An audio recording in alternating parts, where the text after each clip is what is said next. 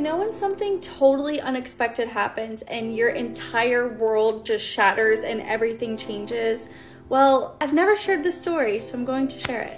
And as a backstory, when I was 4 years old, my sister was 8, and she was at cheerleading practice, and she was too afraid to do her back handspring. And I, at 4 years old, went onto the floor, and I was like, look, sissy, this is how you do it. And I threw a back handspring. And in that moment, everybody was like, we're gonna put her in cheerleading. At 4 years old, I started competitive cheerleading. And that really was a look into my future of how I'm not afraid to do things and how I will go after things that I want to do and also help cheer people on. Listen, my entire life was cheerleading. If you've ever watched that Netflix show Cheer, that was my life. Like, I was only cheer. I cheered competitively, I cheered in school, and cheer was just my world. When I was a senior in high school, I was dating a college football player, and I was going to go cheer at the same college he was playing football.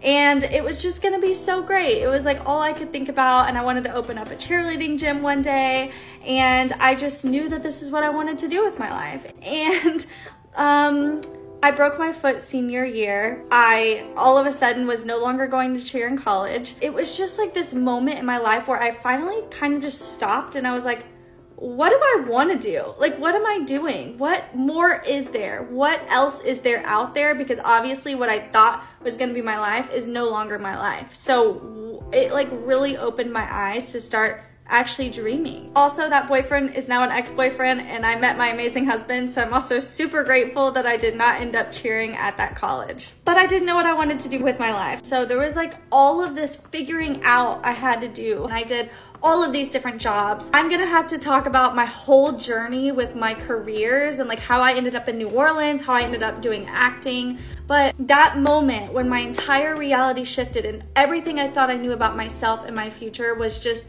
shattered. It was the biggest blessing I could ever have asked for. That moment really allowed me the opportunity to not have too high of expectations and know that the journey's going to change. Things are going to change, it's not in my control, but I have to at least give my all to something and put my heart into something until something changes or my heart changes towards that thing that I'm giving my all to. And I really believe that's what brought me into this career as a content creator these days. And now, although I'm not a cheerleader and I did work at a cheer gym during college, and I never want to own a cheer gym after seeing how it actually looks and not how I thought it looked, but that doesn't mean I've stopped cheering people on. That doesn't mean I've stopped being that person that I am. And so now I get to literally, in a non-cliche, non-cringy way, just like cheer people on and encourage them. And I love when I see people who have a passion to go after something and I know that they're capable of doing it if they just believe in themselves and try. Like,